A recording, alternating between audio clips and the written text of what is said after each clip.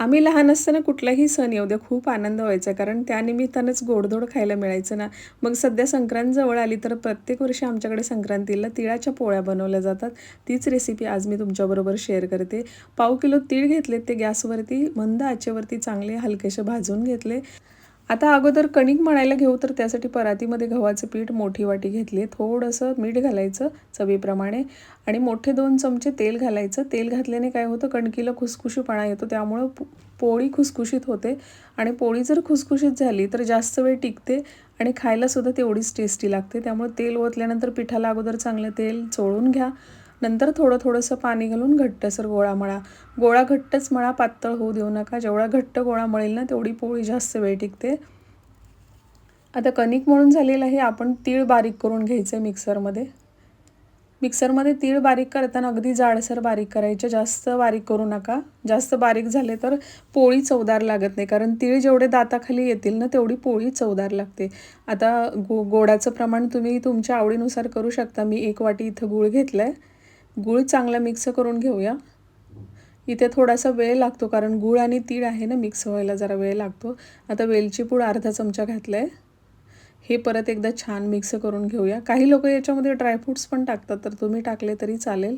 कणिक चांगली भिजलेली आहे, पण तरीसुद्धा परत एकदा आपण चांगले हाताने मळून घ्यायचे आहे, म्हणजे अजून जास्त मऊ होते. आता पोळ्या तुम्हाला कशा छोट्या पाहिजे, मोठ्या पाहिजे त्याप्रमाणे तुम्ही कणकेची गोळी घेऊ शकता. तर मी मीडियम साईजमध्ये घेतली, जास्त मोठीही नको आणि जास्त बारीकही नको. तर अगोदर त्या कणकेची पारी बनवून घ्यायची अशी वाटीसारखी, म्हणजे त्यामध्ये आपल्याला व्यवस्थित सारण भरता येईल, जसं की आपण पुरणपोळीला बनवतो तसं. आता इथं महत्त्वाची टीप द्यायची म्हणजे जे आपण तिळाचं सारण बनवले ना ते सुटसुटीतच बनतं बरं का. आणि त्यामुळे काय होतं, ज्यावेळेस आपण कणकीमध्ये सारण भरतो ना त्यावेळेस ते बाहेर सुटलं जातं किंवा ते भरलं जात नाही, व्यवस्थित दाब दिला जात नाही आहे, किंवा लाटत्या वेळेस तरी बाहेर येतं किंवा भाजताना बाहेर येतं. असे बरेच प्रॉब्लेम्स होतात. जर तुमच्या बाबतीत असं होत असेल ना, तर जेव्हा आपण तिळाचं सारण बनवून ठेवतो तेव्हा त्यामध्ये 1 ते 2 थेंब दुधाचा घालायचा, म्हणजे छान असं बाइंडिंग बसतं आणि मग कणकेमध्ये बसायला प्रॉब्लेम होत नाही.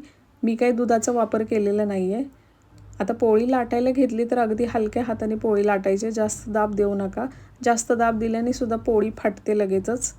पण जर तुम्ही कणिक व्यवस्थित मळली असेल ना तर तुम्ही दाब दिला तरीसुद्धा पोळी फाटत नाही. आता इथे व्यवस्थित आपल्या सगळ्या पोळ्या लाटून घ्यायच्या आहेत. मी कणिक अगदी छान जास्त वेळ भिजायला ठेवली आणि त्यामध्ये तेलाचं प्रमाण घातलं ना, त्यामुळं कणिक छान भिजल्यामुळे आता मी दाब देऊनच लाटते बघा, तरीसुद्धा अजिबात फुटत नाही.